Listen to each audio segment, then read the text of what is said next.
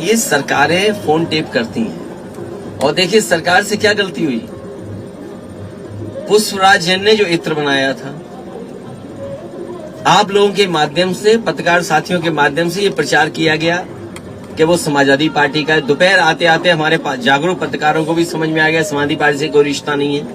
तो वो भी पलट गए दोपहर के बाद तक। सुबह तो यही हेडलाइन चल रही थी, समाजवादी पार्टी का इत्र कारोबारी। लेकिन मुझे खुशी है दोपहर आते आते हमारे पत्रकार साथी भी समझ गए कि समाजवादियों से कोई लेना देना नहीं है। आपको ये सोचना चाहिए कि गलत जगह छापा मार दिया बीजेपी ने, अपने ही कारोबारी पे छापा मार दिया, उसकी सीढ़ियां निकलवाइए। अगर एक एक भाजपा के नेता का नाम ना निकले तो बताइएगा। जो पीयूष जैन जिनके वो घर में छापा पड़ा है, जिनके यहाँ अभी भी नोट निकल रहे हैं, अब तो नोट निकलना बंद हो गए हैं। बेसमेंट में नोट निकले, दीवालों में नोट निकले, लॉकर्स में नोट निकले। जिम्मेदार कौन है? वो छापा मारना चाहते थे इत्र वाले के, उसका नाम था पुष्पराज जैन, इनका नाम था पीयूष जैन। लगता है डिजिटल इंडिया की गलती हो गई, पुष्पराज जैन की जगह पीयूष जैन आ गए, तो पीयूष जैन के यहां छापा मार दिया। और सोचो क्या निकला, सोचिए उत्तर प्रदेश में इतना रुपया किसी का नहीं निकला होगा। जो सरकार में है वो बता सकते हैं रुपया कहां से आया है। जिनकी बैंकें हैं वो बता सकते हैं कि बैंकों से पैसा कब निकाला गया है। और अगर नई नई गड्डियां निकली हैं उसमें, तो जिस बैंक की गड्डी पर नाम लिखा होगा, जिस बैंक से निकला होगा, वो बैंक बता सकती है कि किस समय निकाला गया है। अमलेंदु जी, यहाँ दो लोगों की बातें, एक प्रधानमंत्री नरेंद्र मोदी और दूसरे समाजवादी पार्टी के मुखिया हैं और पूर्व सीएम हैं उत्तर प्रदेश जैसे बड़े राज्य के, बड़े सूबे के, और एक दूसरे पर और खासकर ये कह रहे हैं, और इनकी बातों में, इनकी दलीलों में, यानी अखिलेश यादव की बातों में दम तो दिखाई दे रहा है, क्योंकि पुष्पराज और पीयूष दो अलग अलग बातें हैं। और यहीं पर यह बात भी आती है कि जब इस देश में दक्षिणपंथी और वामपंथी और सेंटर टू लेफ्ट और सेंटर टू राइट और सेंटर की हम बात कर रहे हैं, ऐसे में जब कांग्रेस आज अपना स्थापना दिवस मना रही है 137वां, और बहुत सारी चुनौतियों के बीच में, ऐसी चुनौतियों से कैसे कांग्रेस लड़ेगी। राहुल गांधी, अगर अखिलेश यादव की जगह पर राहुल गांधी रहें तो राहुल गांधी का अपना अंदाज है, इनका अपना अंदाज है, लेकिन ऐसी तमाम बातों को, कितनी चीज़ों को आप जनता के सामने लाएंगे। एक बहुत बड़ी चुनौती विपक्ष के सामने है, इसको किस रूप में आप देखते हैं? और खासकर अभी जो चुनाव है, आने वाले चुनाव में, क्योंकि पिछला 5 चुनाव जो अभी बीता है, जिसमें पश्चिम बंगाल का चुनाव महत्वपूर्ण था और उसमें तमाम हदें पार कर दी थी बीजेपी के तमाम बड़े बड़े नेताओं ने, जिसमें प्रधानमंत्री नरेंद्र मोदी भी थे। तब उत्तर प्रदेश, जहां से प्रधानमंत्री नरेंद्र मोदी खुद भी सांसद हैं, किस रूप में देखेंगे? और खासकर इस पूरे प्रकरण को, जिसमें अखिलेश यादव कह रहे हैं कि वो पुष्पराज है, पीयूष पीयूष जैन नहीं है, और इसको थोड़ा कांग्रेस से जोड़ते हुए बताइए। देखिए राजीव जी, एक तो पहली बात ये है कि किसी भी, अच्छा हाँ ठीक है नहीं, वो नोटबंदी के बाद ये नोट लोग पहाड़ रह कैसे गए? बिल्कुल,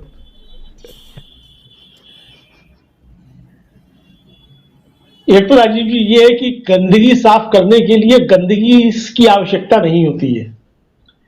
कि मान लीजिए आपके कपड़े पे कीचड़ गिर जाए तो आप उसे कीचड़ से तो साफ नहीं करेंगे, उसे साफ करेंगे साफ पानी से। तो भारतीय जनता पार्टी की गंदगी को साफ करने के लिए स्वच्छ जल की आवश्यकता है और अच्छी राजनीति की आवश्यकता है। समय लग सकता है, क्योंकि दाग जब गहरे होते हैं गंदगी के, तो स्वच्छ पानी से भी साफ करने में थोड़ा समय लगता है, ज्यादा लग जाता है आम कपड़ों की तुलना में। तो चूंकि ये गंदगी जो है कुछ ज्यादा ही तगड़ी गंदगी है, और गंदगी में ही जो है वो कीचड़ में ही कमल खिला करता है, तो इसलिए इस गंदगी को साफ करने के लिए थोड़ा ज्यादा अच्छे पानी की आवश्यकता होगी। तो चाहे कांग्रेस हो या समाजवादी पार्टी हो, कोई भी हो, जिसको भी इस गंदगी को साफ करना है तो उसको इसके सामने एक अच्छी राजनीति लेकर के आनी होगी। इस गंदगी का जवाब गंदगी से देने से काम नहीं चलेगा, क्योंकि जितनी आप गंदगी बढ़ाएंगे इस गंदगी को साफ करने के लिए, उतनी ही ज्यादा कमल खिलते जाएंगे, क्योंकि कमल गंदगी में ही खिला करता है। तो इसलिए जो है इस गंदगी को साफ करने के लिए अच्छी राजनीति की आवश्यकता है, जो मुझे लगता है कि राहुल गांधी एक अच्छी राजनीति की शुरुआत कर रहे हैं, और बिना किसी इस भय से विचलित हुए कि इस राजनीति का आगे चल के क्या अंजाम होगा, वोटों में वो तब्दील होगा कि नहीं होगा, वो कुछ बोल रहे हैं उससे कहीं कुछ वोटों का नुकसान तो नहीं हो रहा है। तो इस सब को देखते हुए भी जो राहुल गांधी आजकल जिस तरीके की राजनीति कर रहे हैं, उसको निश्चित तौर पर कहा जा सकता है कि वो जनोन्मुखी राजनीति है, जनता के सवालों की राजनीति है और एक अच्छी राजनीति है। हो सकता है इसको समय लगे,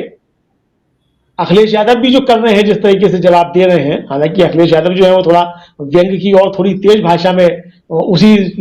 तोशी के साथ जवाब भी दे रहे हैं जिस तरीके से प्रधानमंत्री इस्तेमाल कर रहे हैं,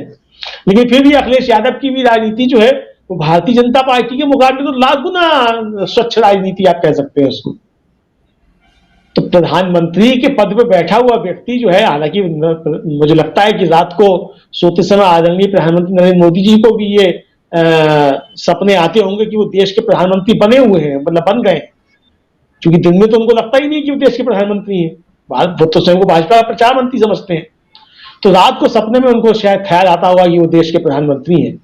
लेकिन दिन में जो वो जिस तरीके से रिएक्ट करते हैं और जिस तरीके से व्यवहार करते हैं, वो कहीं से भी भारत के प्रधानमंत्री के पद की गरिमा के अनुरूप नहीं होता है। तो ऐसे में एक अच्छी राजनीति जो है वो भारतीय जनता पार्टी के वर्ष जो है वो लेकर के आनी होगी, और इसमें तमाम विपक्षी दलों को जो है वो कायदे से थोड़ा सा काम करना होगा, क्योंकि भारतीय जनता पार्टी जिस तरीके की राजनीति कर सकती है उस निचले स्तर पर गिर करके काम करना मुझे लगता है कि तमाम लोगों के लिए बहुत मुश्किल का काम हो सकता है। तो अब ये देखने वाली चीज होगी, ये जनता की भी अब सोचने की चीज है, क्योंकि हमारा लोकतंत्र जो है काफी मजबूत हो गया है। और आप देखिए राजीव जी, इसका आप अक्स देख सकते हैं, मतलब अच्छी राजनीति की जो मैं बात कर रहा हूं, प्रियंका गांधी का उत्तर प्रदेश में नारा लड़की हूं लड़ सकती हूं, लोगों को लग सकता है कि नारा जो है अभी काम नहीं करेगा या कब काम करेगा, लेकिन अभी जो 3-4 वीडियो सामने आए हैं, एक मथुरा का आया, एक झांसी का आया और एक लखनऊ का आया, तीनों जगह वो प्रियंका गांधी की लड़की हूं लड़ सकती हूं की रैली के जो थे वो कार्यक्रम आयोजित किए गए, और तीनों जगह उनकी रैलियां थी वो परमिशन नहीं दी गई, हालांकि बाद में लखनऊ में दे दी गई। और जिस तरीके से लड़कियां जुटी हैं बियॉन्ड द पार्टी लाइन से परे जाकर के लड़कियां जुटी उस रैली में, आप देख सकते हैं जो वीडियो सोशल मीडिया पर तमाम तैर रहे हैं, वो ये साफ संकेत दे रहे हैं कि जो इस देश का युवा मतदाता है, जो बड़ी संख्या है, वो एक स्वच्छ राजनीति की चाह रख रहा है और उसे भारतीय जनता पार्टी की राजनीति से उबकाई लाने लगी है। तो ये आप जो है इन रैलियों को देख सकते हैं, और आज की ही लखनऊ की जो रैली है लड़की लड़ सकती हूं वाली, उसकी आप वीडियो देखिए, आपको ये चीजें निश्चित तौर पर समझ में आ जाएंगी। तो जहां तक प्रधानमंत्री के नीचे स्तर पर गिर के वार करने का सवाल है, तो मुझे लगता है कि इस पे कोई रिएक्शन देना ठीक नहीं है,